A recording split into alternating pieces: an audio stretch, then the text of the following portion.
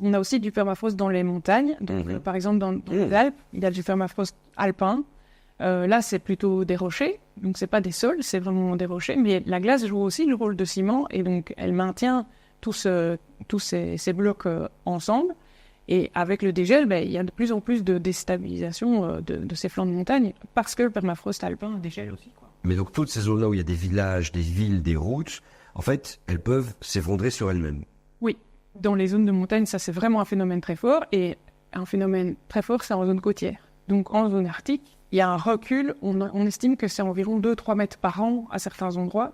Donc il y a des villages qui sont obligés de reculer plusieurs dizaines de kilomètres dans les terres parce que la côte recule et donc les gens doivent déménager. Comment ça, la côte recule? J'arrive pas à voir ça. Eh bien, il faut imaginer que le sol, dans ces régions-là, il contient à certains endroits jusqu'à 50% de glace.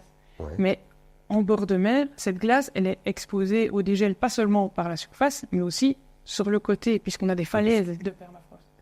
Et que l'eau chauffe aussi. Oui. On a un réchauffement par le côté, on a un réchauffement par le dessus, et donc on a à certains endroits, comme la glace fond en profondeur, elle laisse du vide et elle crée vraiment des effondrements progressifs. Et on a jusqu'à 2-3 mètres comme ça de recul par an. Dans toutes ces zones côtières, au nord de l'Alaska par exemple, ou au nord de la Sibérie. Ça, plus des océans qui se réchauffent, plus la montée du niveau de la mer. Oui. Donc tous ces phénomènes ensemble fait que... Les zones côtières sont très exposées.